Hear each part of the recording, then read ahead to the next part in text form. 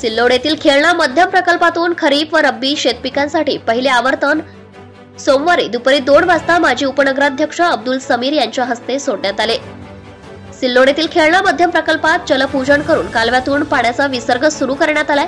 September महिन्याच्या पहिल्याच आठवड्यात आवर्तन सोडण्यात आल्याने खरीपासह रब्बी हंगामाला देखील याचा फायदा होणार आहे।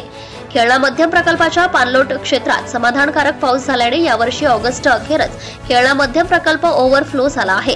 खेळणात पाण्याची आवक सुरूच आहे, त्यामुळे इतर क्षेत्राला याचा फायदा व्हावा यासाठी पालकमंत्री नामदार अब्दुल सत्तार यांनी आवर्तन सोडण्याचे निर्देश दिले। यामुळे 2500 हेक्टर क्षेत्र सिंचनाखाली येईल। परिसरातील विहिरींनाही याचा फायदा होणार असल्याने यंदा रब्बीचे क्षेत्र वाढेल असा विश्वास अब्दुल समीर यांनी व्यक्त केला आहे। खेळणा मध्यम प्रकल्पातून आवर्तन सोडण्यात आल्याने तालुक्यातील चिचपूर, मांडणा, पालोद, मंगरुळ, दहेगाव, अणवी, डोंगरगाव तर भोकरदन तालुक्यातील आव्हाणा, सुभाणपूर, मालखेडा अशा 19 किलोमीटर क्षेत्रातील शेतकऱ्यांना याचा लाभ होणार आहे।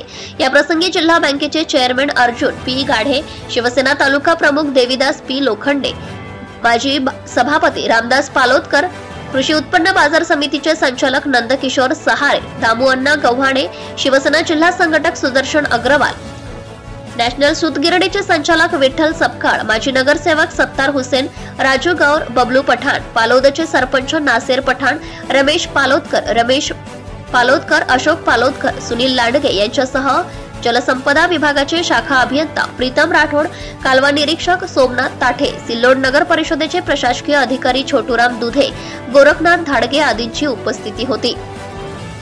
सिल्लोड येथील खेळणा मध्यम प्रकल्पातून खरीप व रब्बी शेतपिकांसाठी पहिले आवर्तन सोमवारी दुपारी माजी उपनगराध्यक्ष अब्दुल समीर यांच्या हस्ते सोडण्यात आले।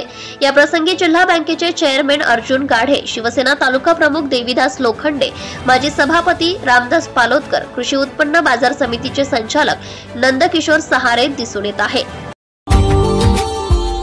Subscribe now and press the bell icon. Never miss an update.